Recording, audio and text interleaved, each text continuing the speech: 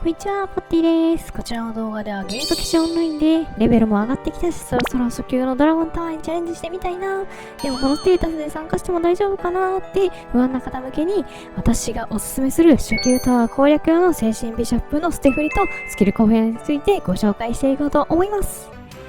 結論としてはですね、HP1000 以上、範囲回復500程度あればチャレンジできるんじゃないかなと思います。詳細はですね、後ほどご説明していこうと思います。初級のタワーではですね、頭や左手のベース SR 装備がドロップすることもありまして、装備できればね、大幅にステータスを上げられますし、装備できなくても売ればね、数百ドル程度のね、価値があるので、ぜひね、チャレンジしてみましょう。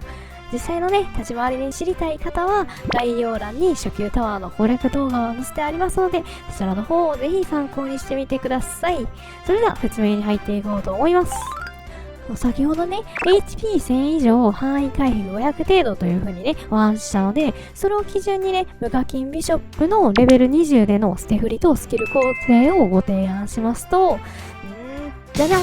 スキル構成が蘇生レベル1、マインドリフレッシュ、ワイドヒール4、バイタルガードレベル2、捨て振りの方が体力に70ポイント、精神に50ポイント、それでステータスの方が HP820、精神740という風にね、こんな感じになりますね。今回は先にね、そのスキル構成の方からお話ししていきます。まずですね、蘇生とマインドリフレッシュは必須ですね。蘇生があるとパーティーの立て直しが出てますし、マインドリフレッシュは自分の MP をね、枯渇させないためにも、ポーションをね、節約するためにも必要になってきます。次に、ワイドヒール4なんですけど、先ほどの精神で回復量1000ぐらいっていうのをね、出すとなると、レベル4ぐらいまで上げていたいところです。最後に、バイタルガードレベル2ですね。あれバイタルってめっちゃ大事なんじゃないのっていう風に思われるかもなんですけど、初級は結構バフ解除のスキルをね、敵が打ってくるので、使用頻度もね、こっちが上がっちゃうので、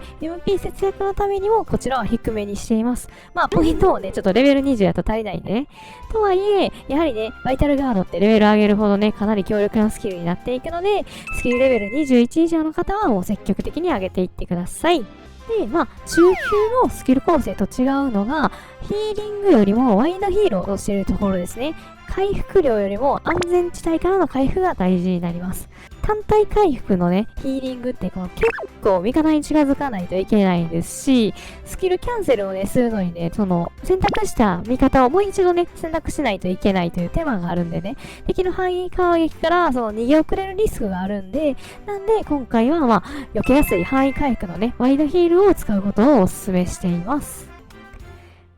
次がそのステータスについてですね。レベル20だったらね、ここ能力ポイントが120になりまして、その振り分けはズバリ、体力70、精神50です。この振り分けと先ほどのスキル構成によって得られるステータスは、HP820、精神740、HP が足りてない。いや、まだですよ。ここにですね、バイタルをさせるのね、忘れないでくださいね。820にバイタルガードレベル2のね、15% アップを合わせると、943。あくまでね、目安なんでね、ほぼ1000くらいなので、大丈夫です。で、そしてさらにですね、回復量に関しては、精神740にワイドヒールの回復8を合わせて、回復量の計算をすると、400ジャグということでね、足りないんですよね。そうですね、全然足りないんですけども、でもこれ装備なしでこんなね、回復量ね、得られるんで、ベースのね、ノーマル装備とかね、強化したらね、ある程度上がるかなということで、そのあたりでね、補填できるんじゃないかなと思います。あくまでね、その目安なので、レベル20でタワー行くと想定したら、私だったらこんな感じかなと。ステータスね、気になる方はもうね、1、2レベルほどね、上げたらね、このあたり改善されると思うんで、ちょっとね、レベリング頑張ってみてもいいんじゃないかなと思います。いや、もう私は初級の攻撃とか全然当たる気しないですよっていう方はですね、体力を下げて精神に回してみてもいいと思いますし、ちょっと回復はもうちょっと縦の方が結構ね、硬いんで、ちょっと私は生き残る方に専念しますという方はですね、体力の方にもうちょっと回してもいいんじゃないかなということでですね、そのあたりのね、あれ付けはもね、皆さんの方で楽しんでください。最後に継承スキルに関してなんですけど、タワー攻略のおすすめはですね、慈悲の心、守護の泡、サイレンスといってね、このクレリックから継承できる3つのスキルですね。特にサイレンスのスキル封印は本当によくかかるので重宝しますし、守護の泡もね、初級は物理攻撃が多いので、自分にかけておいたらやられるリスクを減らせるんじゃないかなと思います。もちろん余裕があれば、前衛の方にもかけてくださいね。はい、といったところでですね、今回はご視聴いただきありがとうございます。初級のタワーの精神ビショップに必要なのは